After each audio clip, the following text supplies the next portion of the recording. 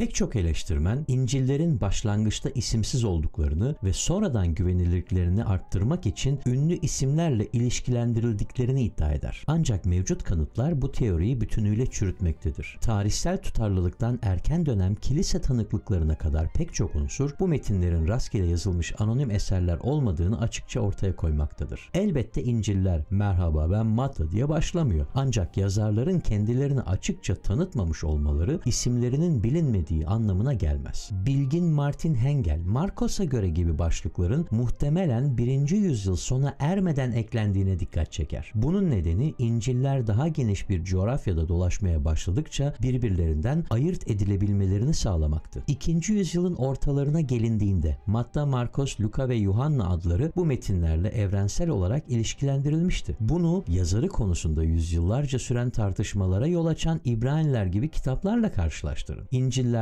böyle bir tartışma hiç görülmez. Nerede ortaya çıkarlarsa çıksınlar, Asya'da, Afrika'da ya da Roma'da hep aynı isimleri taşımışlardır. Bilgin Craig Evans'ın belirttiği gibi başlangıcı veya sonu günümüze ulaşan her İncil el yazmasında geleneksel isimler yer almaktadır. Ne anonim nüshalar ne de alternatif yazar isimleri vardır. İncil'ler hiçbir zaman isimsiz metinler olmamıştır. İncil'lerin yazarlığına dair kanıtlar yalnızca erken döneme değil, aynı zamanda küresel bir alana dayanır. Antik dünyanın dört bir yanından gelen tanıklar bunu desteklemektedir. 2. yüzyılın başlarında Küçük Asya'da yazan Papias, Markos'un Petrus'un öğretilerini kayda geçirdiğini, Matta'nın ise İsa'nın sözlerini İbranice ya da Aramice derlediğini belirtmiştir. Muhtemelen 2. yüzyıl ortalarında Roma'da yazan Justin Martyr, İncil'leri havarilerin ve onların arkadaşlarının hatıraları olarak adlandırmıştır. Öğrencisi Tatyan, 4 İncil'i tek bir kapsamlı anlatıda birleştirerek ünlü Diatesaron'u oluşturmuştur. Diatesaron kelimesi tam anlamıyla dörtlü aracılığıyla demektir ve bugün elimizdeki 4 İncil'i içerir. 2. yüzyılın sonlarında Galya'da yazan Irenaeus, Matta, Markos, Luka ve Yuhanna isimlerini açıkça zikrederek onları kilisenin dayanakları olarak tanımlamıştır. Aynı dönemde Kuzey Afrika'da yazan Tertullian, bu 4 İncil'i savunmuş ve havarilere dayanmayan sapkın uydurma metinleri reddetmiştir. İskenderiye'de yazan Clement, Markos'un Petrus'un öğretilerini yazıya geçirdiğini doğrulamış ve Luka'yı elçi Paulus'la ilişkilendirmiştir. Ayrıca 2. yüzyılın sonlarında kaleme alınmış erken bir kanon listesi olan Muratori fragmanı, Luka'yı Paulus'un refakatçisi, Yuhanna'yı ise 4. İncil'in yazarı olarak anmaktadır. Yani bu sadece bir bölgedeki bir hayran grubunun kendi favorilerini öne çıkarması değildir. Dünyanın dört bir yanından aynı 4 isme işaret eden dünya çapında bir korodur ve ilk kilise sahtecilikleri görmezden gelmedi. Apostolik bağlantı isteğe bağlı değildi. Kesinlikle zorunluydu. Muratorian kanunu İskenderiyelilere ve Laodikyalılara gönderilen Paulus'un sahte mektubunu safra ile balın karıştırılmasının uygun olmadığını söyleyerek adlandırdı. Çeviri, sahte çöpleri uzak tutun. Antakyalı Serapion, Petrus'un adını yanlış kullandığı için Petrus İncil'ini reddetti. Paulus'un elçilerin işleri bölümünü sahteleyen bir rahip din adamlığından atıldı. Hatta Paulus'a olan sevgisinden dolayı 3.